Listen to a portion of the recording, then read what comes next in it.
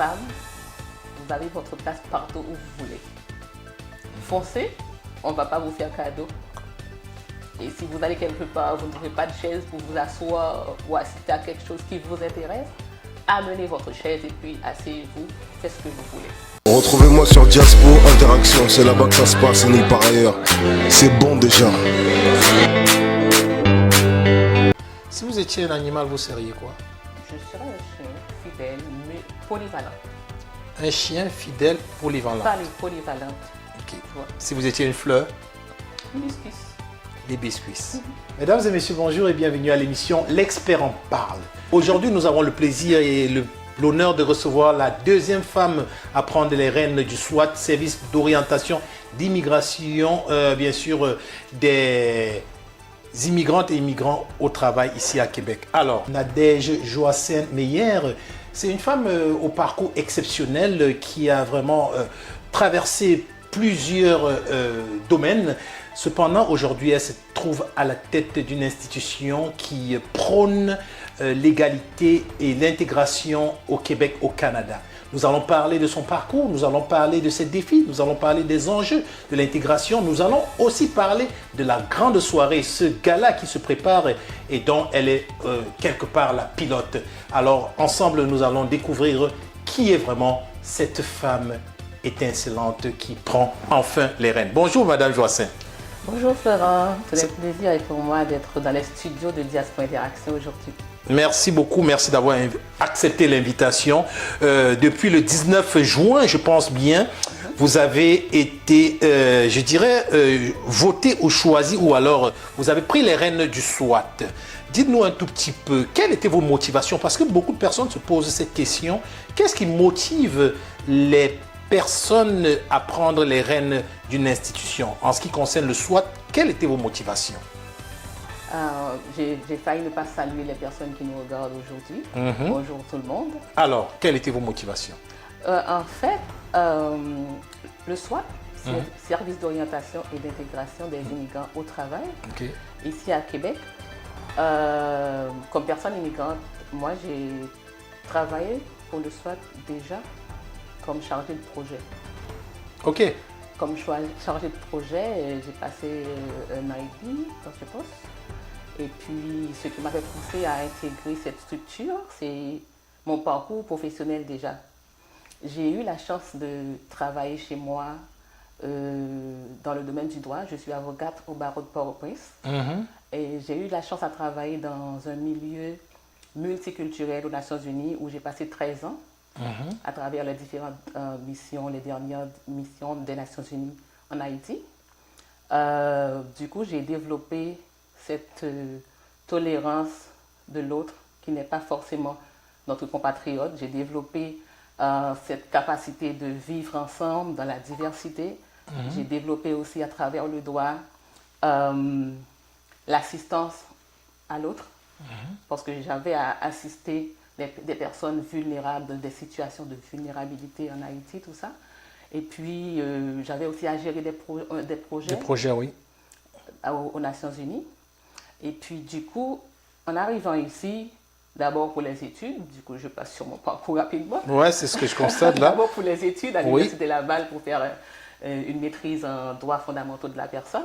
Et puis après, je suis restée ici. J'ai travaillé à l'Université Laval comme agente aux droits étudiants des cycles supérieurs. Tout ça, tous ces bagages-là, et je me suis dit que je pourrais mettre tout ça ensemble et puis servir une autre communauté qui me tient à cœur aussi, qui est la communauté immigrante, les personnes issues de l'immigration. Et puis, du coup, je vois le professionnalisme de l'équipe du SWAT, je vois comment ces personnes aident les personnes immigrantes à se trouver une place, à s'intégrer. Et puis, du coup, le poste était vacant. Du coup, j'ai postulé. Vous avez postulé? J'ai postulé. C'est pas comme si on m'avait nommé, c'est pas ça. Mais j'ai postulé et puis il y a eu près d'une centaine de personnes et candidates à ce poste. Et puis, j'ai passé tout le processus de recrutement que tu connais, les entrevues avec des experts externes du SWAT. Et puis, j'ai passé des examens et finalement, le choix, c'est moi. C'est porté sur ça. c'est Et porté sur moi. comment avez-vous reçu la nouvelle? En fait, tenant compte de mes valeurs, mon objectif de vie, et puis les valeurs du SWAT, qui est de soutenir les autres, de contribuer dans la valorisation des autres, de promouvoir la dignité, les droits de la personne. Et du coup, j'ai accueilli cette nouvelle avec beaucoup d'enthousiasme.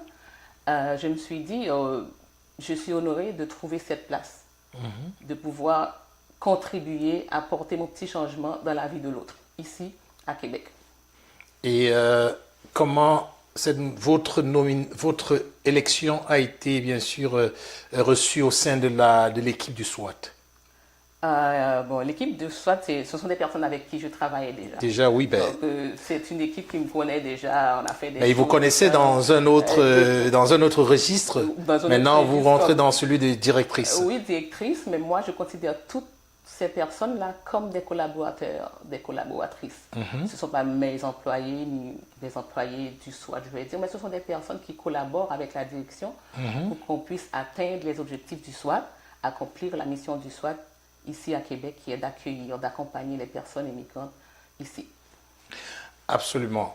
Alors, la mission étant donc d'accompagner les immigrantes et immigrants, et quels sont actuellement les défis depuis que vous avez pris, bien sûr, les rênes, depuis que vous êtes directrice, quels sont les défis que rencontre le SWAT? Ça fait combien d'années déjà que vous êtes au SWAT?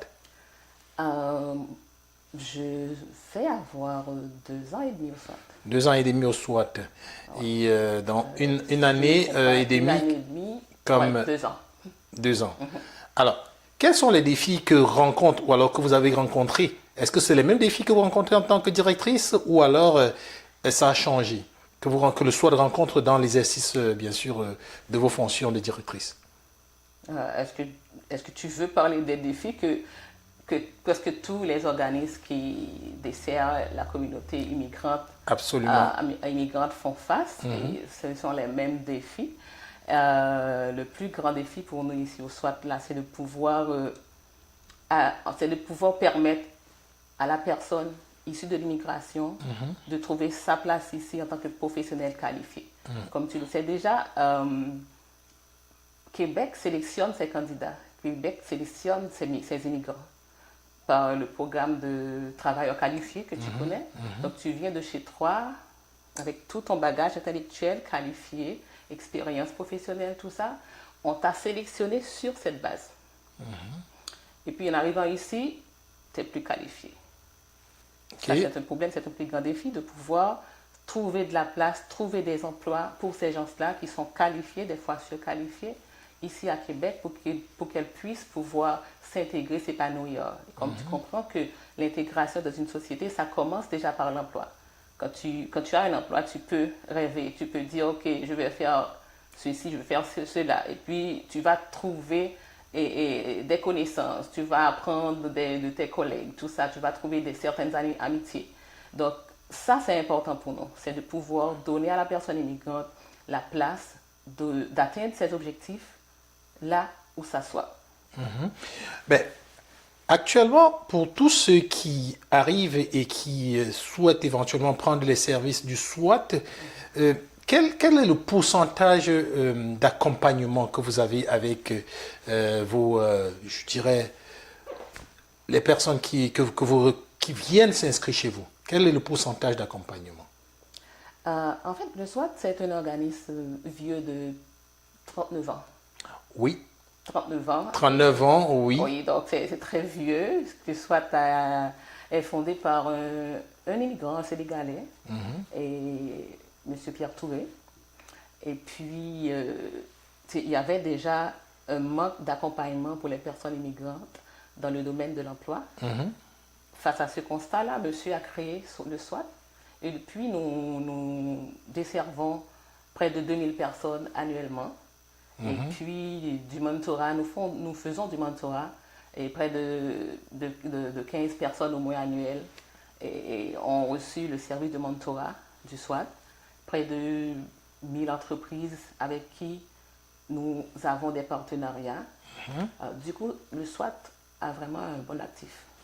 Ça me fait rebondir. Si le SWAT aujourd'hui a un bon actif, quel est donc l'impact que le SWAT a dans le Québec au niveau du travail pour les immigrants, vu que c'est dans votre définition? L'impact, tu veux dire? Oui, c'est l'impact. L'impact, c'est tout criant là, à travers les services qu'on donne. On accompagne près de 2000 immigrants annuellement, les personnes issues de l'immigration qui passent nous voir et puis qui répondent déjà à nos critères pour les servir, comme une personne qui a un permis de travail ouvert ou bien qui est résident ici. Et c'est près de 2000 personnes annuellement qui ont reçu nos services au SWAT. Et le SWAT donne un service, disons, en employabilité et puis en intégration aussi. Comme je t'ai dit tout à l'heure, tu ne peux pas t'intégrer sans un emploi, mais en faisant nos différentes interventions pour aider la personne immigrante à trouver son emploi, nous prenons aussi en charge le côté social pour aider la personne aussi à s'intégrer dans la communauté québécoise, à s'intégrer à travers nos différentes activités, tout en ayant en tête que l'intégration, ça commence déjà par l'emploi. Quels sont les rôles, si on se permet de vous le demander directement, quels sont les rôles et responsabilités liées à votre poste de directrice au quotidien? Pour ceux qui ne savent pas, c'est quoi le rôle d'une directrice au SWAT? En fait, ce n'est pas le rôle d'une directrice au SWAT, parce que toute direction demande presque les mêmes choses. Je pourrais te demander, toi qui es le PDG de Diaspora Interaction, c'est quoi ton rôle ici? C'est presque pareil. Mais en fait, la différence seulement, c'est parce que le SWAT est chapeauté par un conseil d'administration. Donc, du coup, il y a un conseil d'administration. À qui vous rendez compte, bien sûr? À qui je rends compte, c'est une exigence faite par le Québec, pour tous les organismes à but non lucratif qui utilisent déjà l'argent de l'État pour leur fonctionnement et qu'ils ont à leur tête un conseil d'administration. Moi, je suis chapeautée par un conseil d'administration et puis qui m'a donné le mandat de travailler pour l'efficacité pour l'efficacité du SWAT, de fonctionnement de l'équipe, l'efficacité de l'équipe et de coordonner l'équipe. Tout ça, et puis de travailler pour le développement de partenariats avec des organismes privés ou publics, mais généralement publics, et puis pour faciliter l'intégration des personnes immigrantes pour développer des projets et avec l'objectif principal, l'employabilité et puis l'intégration socio-professionnelle. Alors, pour sortir de ce pan, j'aimerais juste savoir, selon votre expérience, quels sont les enjeux majeurs que rencontrent les immigrantes et immigrants pour trouver du travail ici à Québec? Selon l'expérience du SWAT, vu que c'est vraiment votre quotidien. Tout à l'heure, si on dit de sortir, oui, sortir juste les quelques grandes lignes. Oui, tout à l'heure, j'ai effleuré quelques points sur la qualification des personnes immigrantes. L'enjeu majeur, là, c'est le fait que la personne qualifiée ne va pas forcément trouver un emploi dans son domaine ici à Québec. Parce que tu viens de chez toi avec tous tes bagages intellectuels, professionnels, et puis arrivé ici, c'est vrai, tu as été sélectionné parce que tu es qualifié, mais ici maintenant, tu dois quand même essayer de faire certaines équivalences. Tu dois faire reconnaître ton diplôme, faire reconnaître tes compétences. Et puis des fois, ce n'est pas facile de trouver un emploi dans son domaine. Si je peux prendre comme exemple les médecins, c'est criant. Les médecins, c'est très criant, les médecins qui viennent ici, et puis tu connais déjà qu'il y a un problème de médecins ici au Québec. On a plein de médecins immigrants qui sont là au Québec, mais qui ne peuvent pas s'intégrer, qui ne peuvent pas travailler dans le domaine de la médecine, alors qu'on a un problème de médecins. J'ai dit toujours que je comprends. Par exemple, moi, j'ai fait mon droit en Haïti, mon bac en droit en Haïti, j'ai fait une maîtrise ici à l'Université Laval. Le système juridique là-bas, c'est pas pareil ici. Il y a certaines lois qui ne sont pas pareilles. Ok, je comprends qu'on demande à moi, si je veux intégrer le barreau de Québec, d'aller faire une équivalence pour connaître les lois d'ici. Ça, c'est normal. Et je comprends qu'il y a un corps qui coiffe le corps médical, qui a un système qui réglemente le corps médical, mais le corps humain est partout pareil. Absolument. Le corps humain est partout pareil. Et là, c'est un grand challenge et pouvoir intégrer ces personnes dans un emploi qui cadre avec leur aspiration, leur domaine médical, bien sûr. Et là, c'est un petit peu compliqué. C'est un petit peu compliqué. Ça, c'est un grand défi parce que nous recevons soit des médecins, toutes sortes de professionnels. Donc, ça, c'est un grand défi, pouvoir travailler pour donner à ces personnes ce qu'elles cherchent. Parfait. Quelle initiative prévoyez-vous mettre en place pour pouvoir faciliter l'égalité des genres au SWAT? Parce que, vous l'avez dit, le SWAT a 39 ans, c'est ça? Pendant 39 ans, on a eu 2 femmes issues de la diversité et de l'immigration qui ont été directrices. C'est pas équilibré. Qu'est-ce que vous prévoyez faire pour que dans le futur ce soit équilibré en tant que directrice, puisque vous êtes quand même... Ok. Bon, en fait, quand tu parles de l'égalité des genres au SWAT, je vais te dire rapidement que le SWAT a 80% de femmes.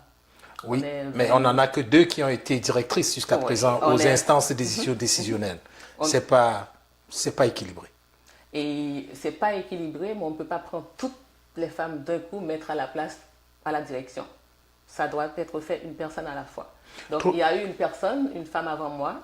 Ensuite, me voici comme directrice. J'ai des collaborateurs femmes. 80% des collaborateurs qu'on a au SWAT sont des femmes. Et donc, tu vois, c'est pas le fait... Dans l'environnement même, c'est déséquilibré par rapport au sexe masculin, parce que 80% de personnes, de femmes, et puis 20% d'hommes, au SWAT, c'est un petit peu déséquilibré à ce niveau. Pour la direction, il y a eu déjà une femme, puis moi ici comme directrice, ça se fait déjà. Ça commence à s'équilibrer. En fait, au niveau des décisions. Oui, en fait, si tu parles de la direction, oui, c'est de ça déjà, que je parle. Je considère le fait que 2 femmes, en fait, il y a une femme déjà, plus moi. C'est déjà équilibré. Pendant 39 ans. C'est déjà équilibré. Pendant 39 ans? Pendant 39 ans, ce qui s'est passé avant. Est-ce que tu sais combien de directeurs qu'on a eu d'hommes au SWAT avant? Je pense quoi, 4, 5? 4, 5? C'est une question. Ah, ok.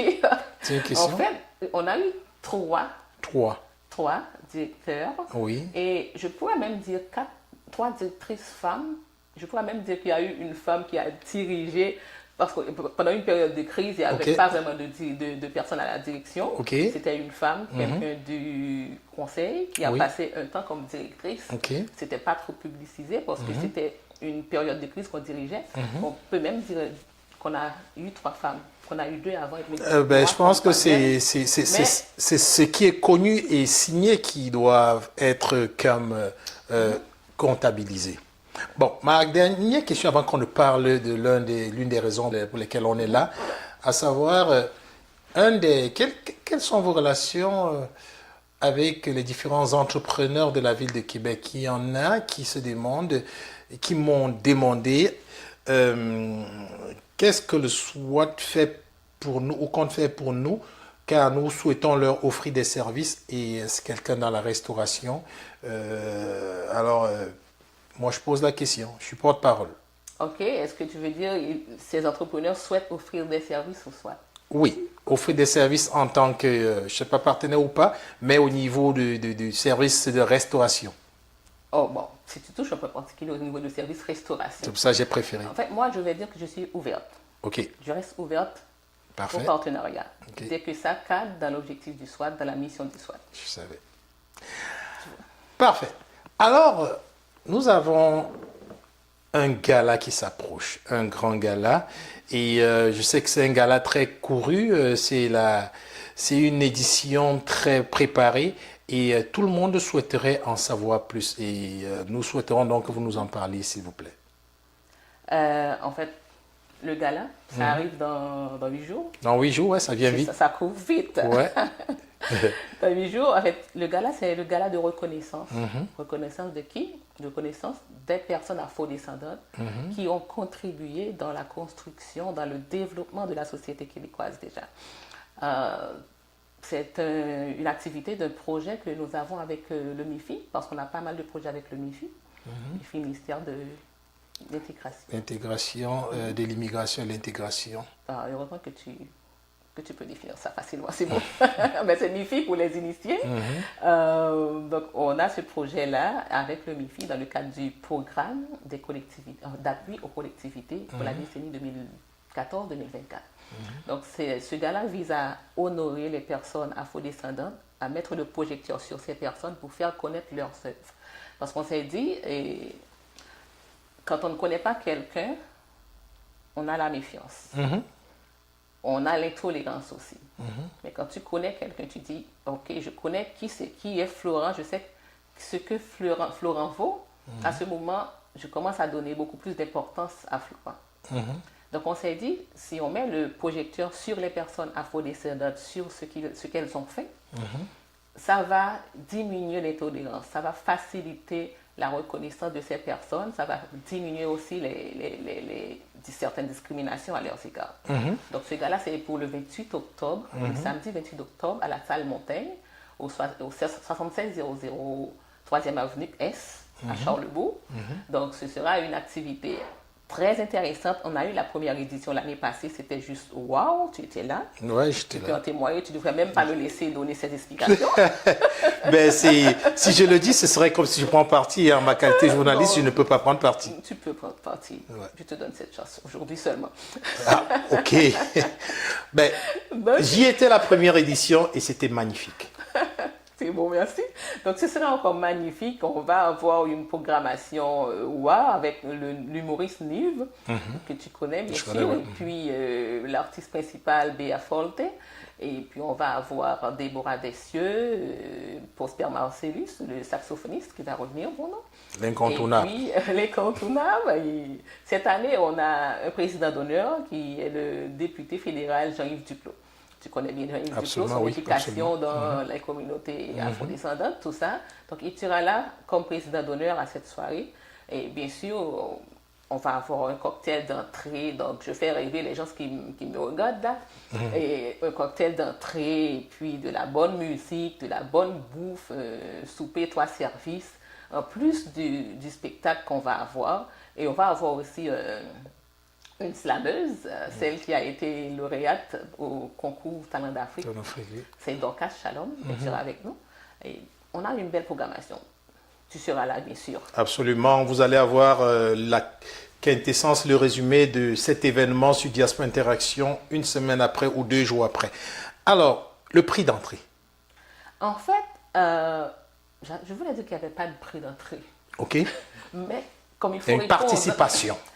Voilà, comme il faut couvrir les frais, une personne qui se sent plus fortunée pour payer $100, cette personne peut payer $100 pour avoir, désolé, une passe VIP et qui va donner droit au vin pendant toute la soirée et puis une place privilégiée au cours de la soirée. Ou bien si la personne veut payer $60 pour une passe générale, ça se fait pareil, sauf qu'on n'aura pas de vin tout autour là, pour toute une soirée. C'est ça. La date, c'est 28 octobre, 18h30. 18h30. Top pile. Top pile. On commence avec le cocktail d'entrée et puis une exposition. Et puis 19h, on commence avec la programmation, le spectacle. Alors, pour terminer, quel est votre message à toutes les femmes qui nous écoutent et qui rêvent un jour être éventuellement à des postes décisionnaires comme vous, qui rêvent bien sûr être des leaders comme vous et qui rêvent aussi de pouvoir impacter le futur ou alors la future génération comme vous? Bon, mon message c'est aux femmes, n'est-ce pas? Mais je dirais que vous, femmes, vous avez votre place partout où vous voulez. Foncez, on ne va pas vous faire cadeau. Et si vous allez quelque part, vous ne trouvez pas de chaise pour vous asseoir ou assister à quelque chose qui vous intéresse, amenez votre chaise et puis asseyez-vous, faites ce que vous voulez. L'avenir est à nous. Foncez, foncez. Foncez. Si vous étiez un animal, vous seriez quoi? Je serais un chien fidèle, mais polyvalente. Un chien fidèle, polyvalente. Polyvalente. Ok. Tu vois? Si vous étiez un repas? Un repas. Un plat de fruits, ça me tente parce que c'est tellement multicolore, tu vois. Un plat de fruits. Oui, c'est ça. Waouh. Ben, si vous étiez une fleur. Oh mon Dieu, c'est trop là, une fleur. Hibiscus. L'hibiscus. Waouh. Ouais. Alors, c'est par ces mots qu'on va terminer. J'aimerais remercier d'abord au niveau de la régie Dimitri et une personne importante pour notre invité, qui sont tous les deux au niveau de la régie. Nous vous remercions beaucoup pour cette gestion de qualité. Et voilà, chers invités, mesdames et messieurs, nous terminons cette interview avec Nadège Joassen-Meyer, la deuxième femme issue de la diversité à être à la tête du SWAT. Elle nous a partagé bien sûr ses ambitions, elle nous a partagé les défis du SWAT, les défis de l'intégration. Elle nous a aussi parlé de ces gros galas, ce grand gala qui se prépare, auquel je vous invite d'ailleurs, car c'est l'un des galas les plus attendus de la ville de Québec. Nous y serons en tant que diaspora et nous espérons vous y retrouver. En attendant, abonnez-vous au SWAT si vous avez des amis, des frères qui arrivent à Québec ou qui comptent arriver à Québec et qui veulent avoir une intégration facile et rapide. Allez sur la page de SWAT, inscrivez-vous, abonnez-vous et suivez toutes les informations. Nous remercions aussi bien sûr l'équipe de notre invité qui s'est assuré avec brio que cette entrevue se passe. Vous voyez de qui je parle. Et nous vous disons à très bientôt avec une nouvelle invitée. Je pense que vous avez aimé. En attendant, prenez soin de vous.